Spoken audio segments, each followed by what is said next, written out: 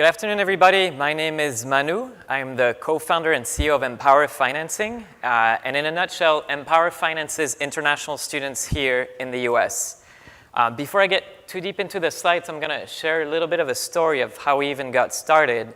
About 4.5 years ago, a student at the University of Virginia, his name is Nick, reached out to me, and UVA is my alma mater, and he said the following. He said, I'm $500 short on my rent this month. I'm going to get evicted, and I'm thinking about dropping out of school. And that resonated with me very personally, and sent Nick the $500, but it kept me up at night. And I thought, well, how many more students are in this situation? How many people face this challenge? And how crazy it is that this mechanical engineer at UVA with a bright future cannot get such a small sum of money from traditional banks, especially in a country, the US, that's so desperate for STEM talent. As we see, there's about 1 million plus international students in the US. About a third of them are from China. About 20% of them are from India, and then the rest is South Korea, Saudi Arabia, Brazil, Mexico, and so on. What's interesting is they represent a $36 billion annual spend. So again, every year, $36 billion is spent on education and education-related expenses by these students. That's a real lifeline for universities. And that also indirectly subsidizes low-income American students. So the US system is dependent on them, on international students, and on their growth. Let's see if I can switch to the next slide. What's interesting is despite having this really bright future ahead of them, a lot of them go on to make close to 6 figures or more. These students are left out of traditional financing. And they're left out of traditional financing not because they're not deserving, not because they have a poor credit history, but because of the shortcomings of traditional lenders. Traditional lenders are not reaching out to these students through the right channels. They're not reaching out at all. They're certainly not reaching out in India or Brazil or Mexico or China, where these students are coming from. Traditional lenders do not have the kind of big data analytics or the right analytical tools to evaluate the credit history of these students.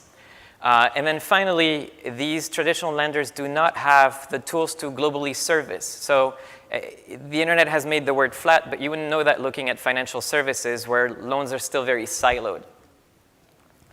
So we're changing that. At MPOWER Financing, we're entirely online, so 100% paperless. We work with students from 180 countries around the world. We use not just the students' credit history in their home country and in the US if they've been here for a little bit already, but what their future potential is, looking at dozens of data points. And we provide money for not only their education, but also housing, meals, health insurance, and any other uses that they might have tied to their education.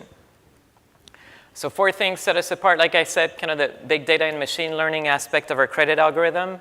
The university partnerships. We work with 250 plus universities in the US. We did a pilot at Harvard in 2015, and then we expanded from there.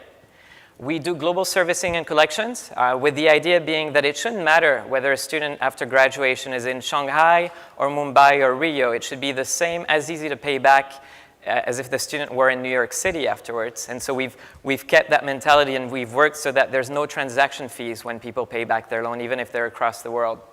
And then finally, like I said, it's a cloud-based origination system. It's entirely paperless. Another aspect of MPOWER is that we partner with folks around the world. So our servicing partners, our investors, kind of cover different parts of the globe. And we're looking to expand that footprint in China, in Canada, and in Brazil, which are really big countries of origin for students for us. A few key metrics. So we work nationwide, 250 plus universities. We've received close to $500 million in application volume on our platform to date. And we have a line of sight actually to $250 million in loan capital. Impact matters, and we think we have impact across several different dimensions. One, financial inclusion. We allow students who would otherwise be left out of an education, who would otherwise have their mind, quote unquote, wasted, not able to make full potential of it. So we bring them into the US financial system. We also help the universities indirectly by providing them with a huge cash inflow that they need. So these international students actually help support the entire system. And then from a human capital standpoint, we're providing the future business leaders, the future engineers, the future doctors to the US system and then globally for those who go back. So that's, in short, what a summary is. So my good-looking colleague over there, Lutz, is present. We'd love to speak more at the end of this session. We're here for the whole week. And then I'll leave you with maybe one parting thought, if I can get to slide 10, which is we've seen there's 1.5 million international students in the US and Canada.